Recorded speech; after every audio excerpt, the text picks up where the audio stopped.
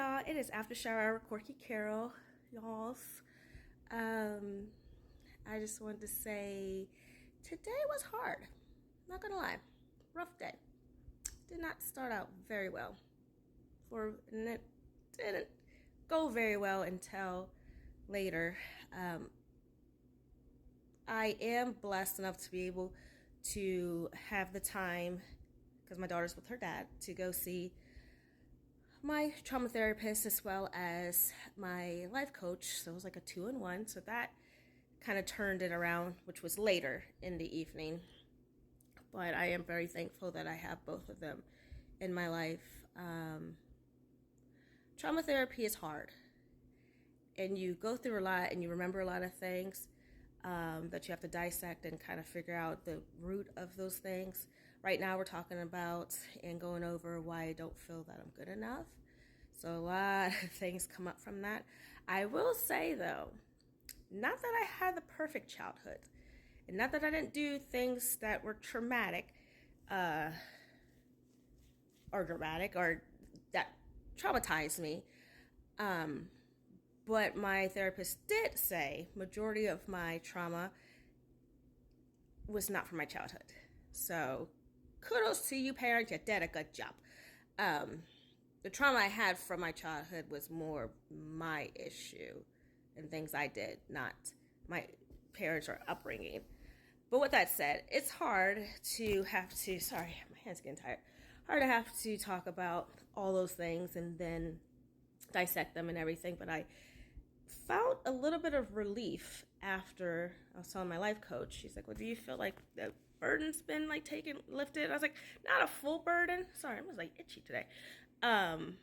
But I like the fact of having the knowledge of where these things might be stemming from and being able to work on it and work on it with my therapist, as well as be able to discuss it with my life coach. And life is hard. As we know, we all go through things, and by no means, form, or fashion do I consider myself perfect. Like, not even close. But I do love the fact that I'm able to work on my imperfections as well as learning to love myself again and not allowing the negativity from words or actions of others define who I am and define my character. It's going to be a journey. It's going to be harder because I'm kind of set in my ways a little bit, in regards of how I think.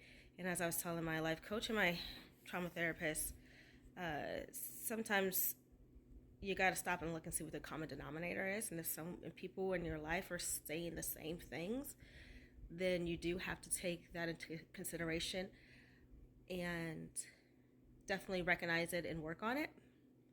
But what I love that both of them agree with is that does not define me.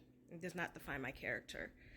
It definitely is, I say separator. It's in its own category. Like, I'm a good person.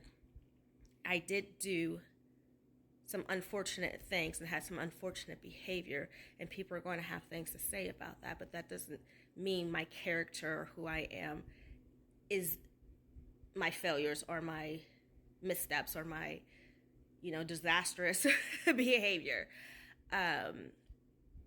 So it gives me hope, and she kind of pointed out, well, one of my memories was kind of talking about me not feeling good enough and whatnot, and I don't know how to fix it. I try to do everything. I try to be the perfect person. I try to think outside the box, try to give people what I hear they say that they need, and especially when people are like, oh, no one's ever celebrated my birthday, or no one's ever gotten me a gift or whatever, and like I go above and beyond because I want the people in my life to feel special. And then in a split moment, because we're humans, I could do one thing or a few things. Don't get me wrong, I've done plenty, but to be cut off or cut out or feeling like I'm not valued because of these things that I've done, to me, it kind of just like hits to the core. So I am definitely going to continue to work on that, but sorry, what I was getting at is the fact that she's like, think about that. I was like, I don't know how to fix it. And then it turned into, I don't know how to fix me.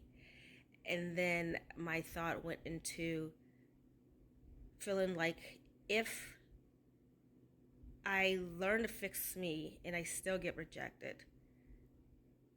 that's going to feel like failure. And then it made me think about the times that my daughter's like, I don't even want to do it. I don't want to try and whatever. I don't want to fail.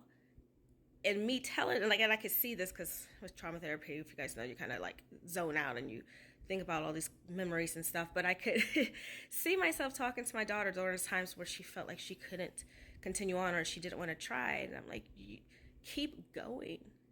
Do not give up. Keep going. Do you not know how many geniuses and inventors and people just failed in life, but they kept going, and that's how you learn? And that did not make them failures. It made them understand that they had to change whatever they did to get the result that they needed. And I was just like, okay, well, I'm like preaching to my daughter. How about you preach to yourself? So my trauma therapist, she's like, yeah. She's like, and here's the thing, you have empathy. And she's like, I think that's going to be a golden nugget for you whenever you're going into the down spiral of like, why can't I get this? Why can't I be enough for this person? Why can't I do enough? Like, what is it about me that's so toxic and so wrong and so bad that I'm not enough for anybody? And she's like, and I think once you get into that headspace and you realize, what would you say to your daughter? What have you said to your daughter? Then that would help me because I have more empathy for other people and obviously my daughter than I have for myself. I don't give that to myself. So it was interesting. It was good. It's just, long day. Praying tomorrow will be better, but who knows? All we can do is be here today and see how tomorrow goes. So again, it is Mental Health Awareness Month, so I pray that all of you are seeking the help that you might need, are depending on friends, and I pray that the friends and family and counselors and whatnot, medicine, whatever it is that you need, that'll put you into a positive headspace. But for those who are the family, friends, and supporters, I just hope those who are struggling with this and are in someone's life who is, realize it's honestly not something that they're proud of or something that they want to have to go through daily. It's agonizing and emotional and just depressing, and it's like, it's just a lot. It's a lot. So it's not that you're going to enable their behavior, their bad behaviors or whatnot, but just don't be so harsh with them. Try to understand. And if you can't understand, pray. If you can't pray, then let them talk to you. Let them share what's going on instead of just coming down on them. I know a lot of people want to do that tough love and that kind of stuff. And sometimes you might have to, if it gets to a point where that person is really just not helping themselves. But if someone's trying, just know we all fail at some point in time. We all fall short of the glory of God. None of us are perfect. So if someone's trying, please, please, please, I beg of you, to try not to be so critical and just be kind. And ask them what they need, or ask them if they're in a position where you can speak your truth in regards to what's going on instead of just blah. And then that person's sitting there with not only feeling horrible about themselves, but now feeling even worse because they let the people that they care about down because all they hear is that negative. So that's what I got you guys. Happy Thursday. Bye.